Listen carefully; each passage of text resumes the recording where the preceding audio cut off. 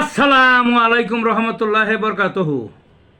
তে বন্ধুগণ, আশা করি আল্লাহ পাকের রহমতে সকলেই সহি সালামত আছেন। তে কবি কাজে এককাশালী ইউটিউব চ্যানেল 017140885009 এর পক্ষ থেকে আপনাদের সকলের প্রতি রইল একান্ত আন্তরিক শুভেচ্ছা ও ভালোবাসা।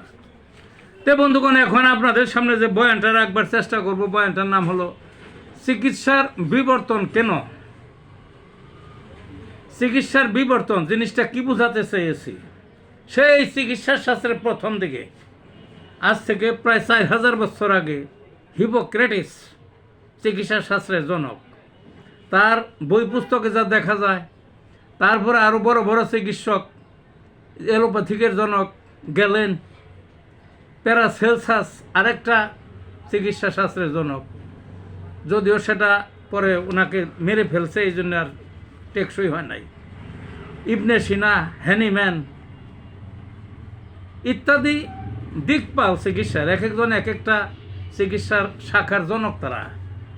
তাদের চিকিৎসা শাস্ত্রের বইগুলির মধ্যে দেখা যায় আগের দিনে মানুষের রোগ হইতো কম, যাও হইতো যে কোনো একটা ঔষধ খাইলে সেরে যেত, একটা ঔষধ।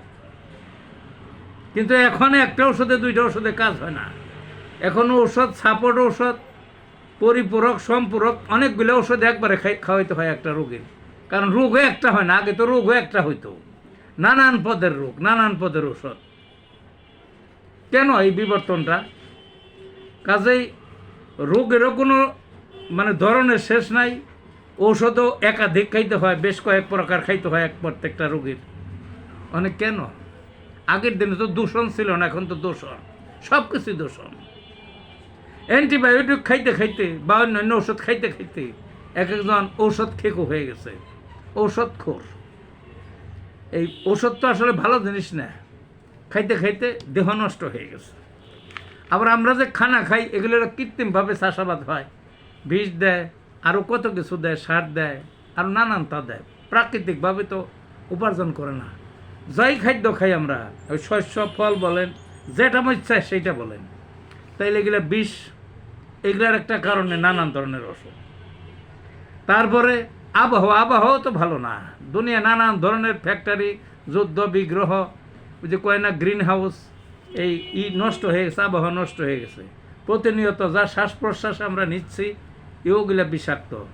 কাজে খাদ্য, শ্বাস প্রশ্বাস, অন্যান্য, তারপর দেখাও তো ভালো না। এখন কত অবৈধ জিনিস ঘুরতেছে সামনে দিয়ে, অবৈধভাবে চলাফেরা, কত কিছু, সব কিছু বিষাক্তর কারণে, সব কিছু দূষিতর কারণে রোগ হরেক রকমের, এবং রোগগুলো ঝেঁকে বসতে, শরীরে বসতে আছে, যাইতেছে না, সেই জন্য একাধিক ওষুধ খাওয়াতে হয়। সেই কারণেই এই যে বিষ বিভিন্ন পর্যায়ে শরীরে ঢুকতেছে, এর কারণেই চিকিৎসার বিবর্তন, একটি ওষুধের থেকে অনেকগুলো ওষুধ ব্যবহার করতে হয়। ভালো থাকুন বন্ধু।